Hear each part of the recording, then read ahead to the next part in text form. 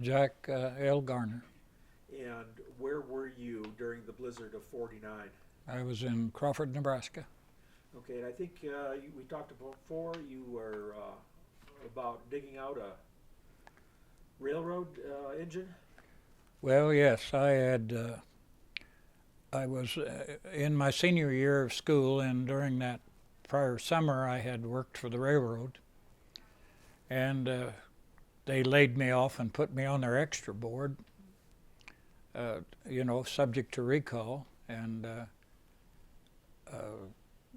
I think after the storm really cleared, somebody came and notified me that they needed me to report to the section house in Crawford on the Burlington Railroad, and to dress well because we were going to go north to Horn, Nebraska, which was a section house area, and we were going to shovel out a stuck locomotive.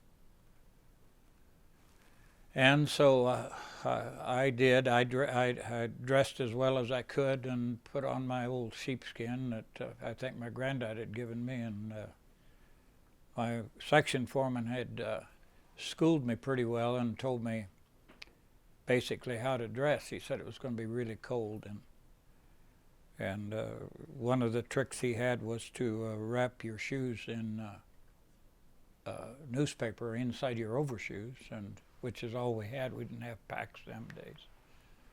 And wear light socks, not heavy wool socks. And Mom, she added a little of her touch to it and gave me a brown paper bag with eye holes and a nose hole in it, and I put that over my head, and we walked north about 7 miles against the wind, and it was still cold. I think, if I recall, it was pretty clear.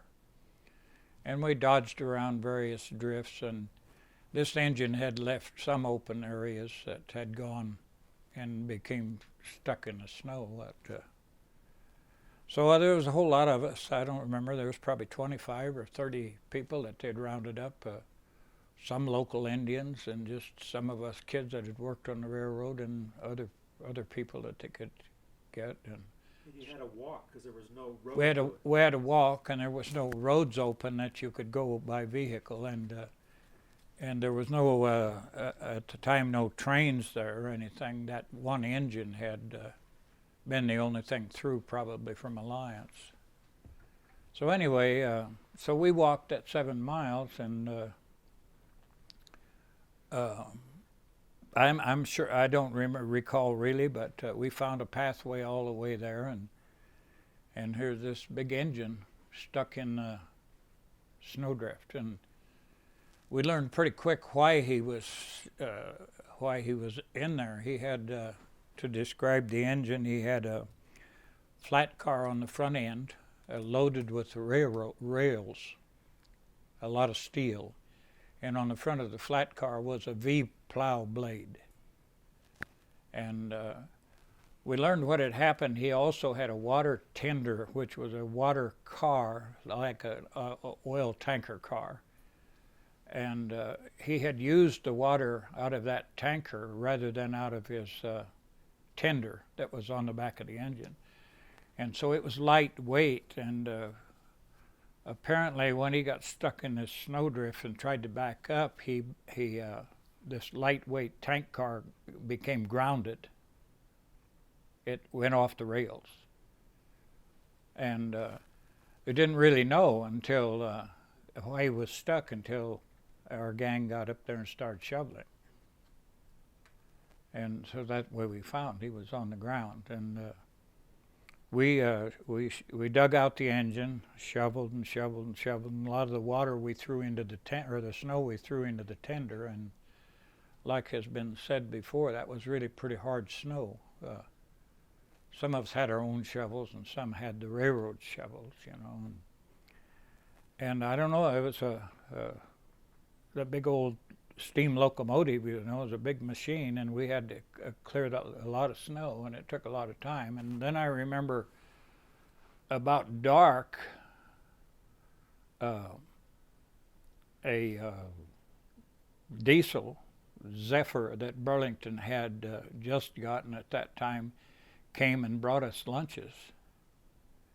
And we got in these old shacks along the track, you know, that used to be railroad cars in the early days, and we had sack lunches in there.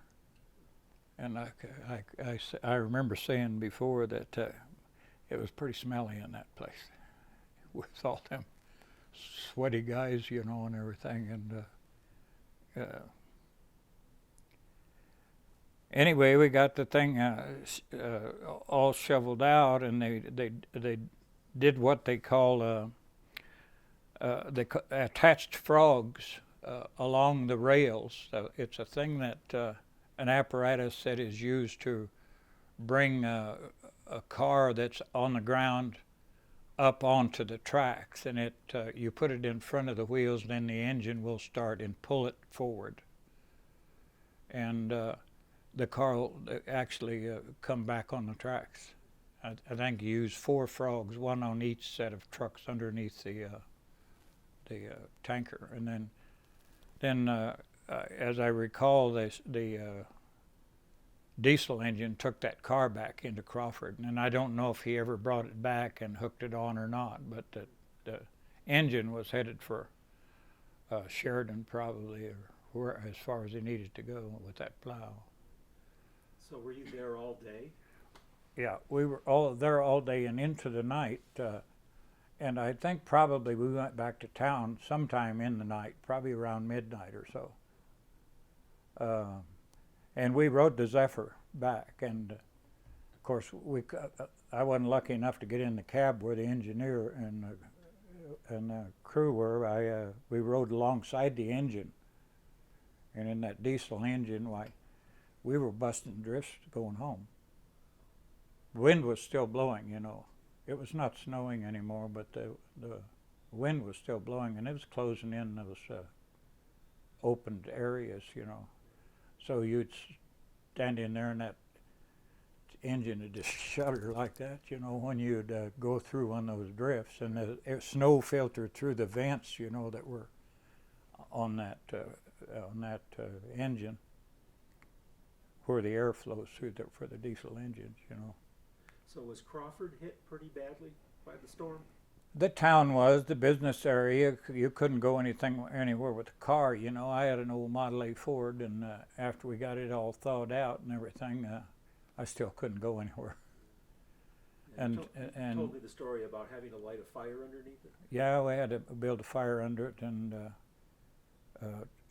I had an oil pressure gauge, and I did get it started, you know, but the pressure gauge didn't show any pressure, so Dad told me I better shut it off pretty quick. That oil was probably congealed, so I always made the joke that I would never buy Conoco oil again, you know, because that's what oil I had in there.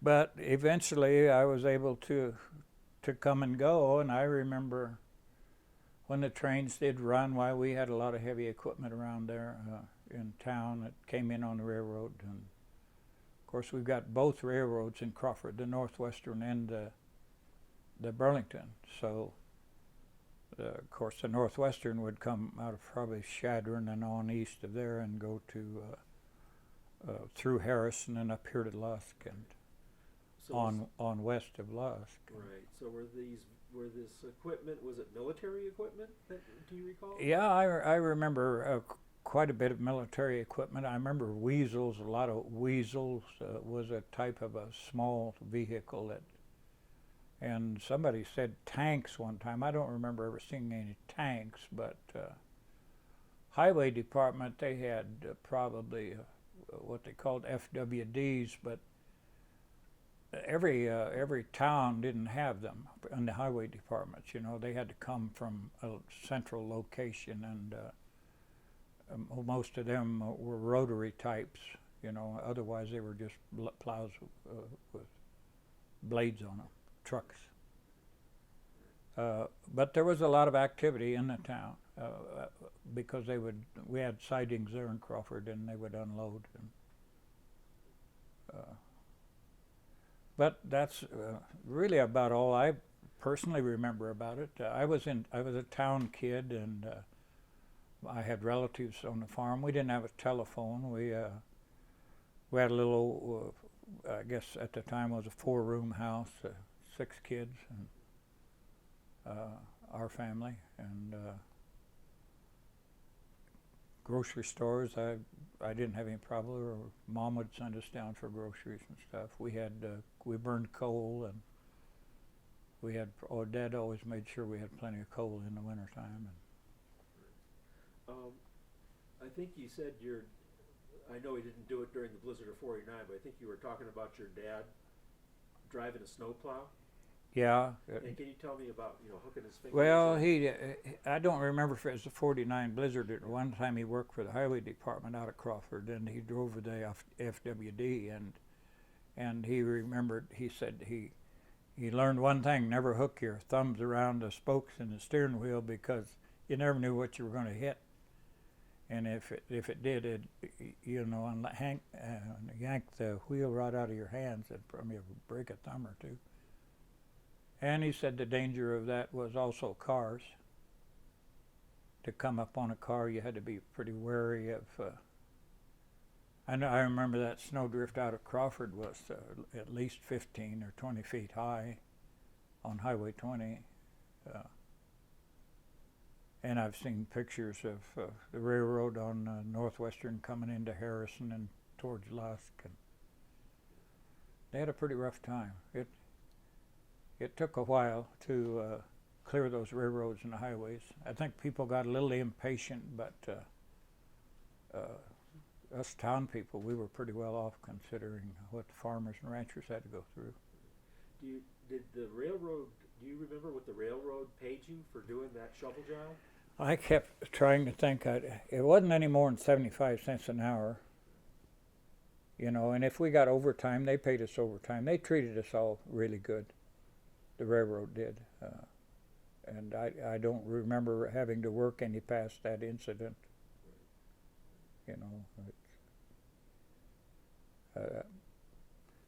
It's really kind of vague.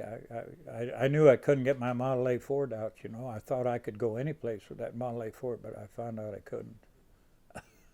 You said you were working with, there were local Indians that they were... Yeah, there was Indians used to come there to pick corn and potatoes in the fall, into probably November, and some of them would just stay, and we had a tent encampment there a lot of times, and the Indian people were always out to make a little money if they could, and they were pretty destitute people, they didn't have much of anything. Imagine living in, some of them lived in just a canvas tent during that '49 blizzard. I used to deliver papers to them. I don't remember. That was earlier on in my life, and they were really pretty nice people. I didn't have a deadbeat in the bunch. I'd go downtown and people might be home, but they sure didn't answer the door when I come around to collect, but those Indians always paid me. Decent folks. Yeah, so anyway, like I say, I guess I was pretty lucky to be a town kid during those times. My dad worked and Mom was a housewife. Did you live in just a separate detached house? Yeah, it was we owned. We had a house and an outhouse and a shed for the coal and wood. And did you have to shovel? Oh yeah. We us kids took care of the yard and all that kind of stuff, and shoveling. I remember bad storms in Detroit.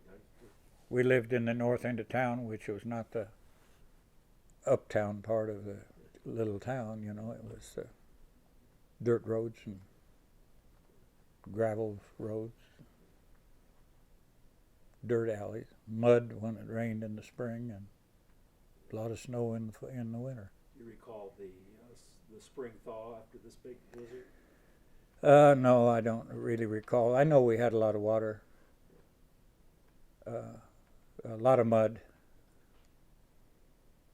You know, we used to have a viaduct under the railroad in Crawford that used to flood when it rained, and I think it probably flooded when the snow melted.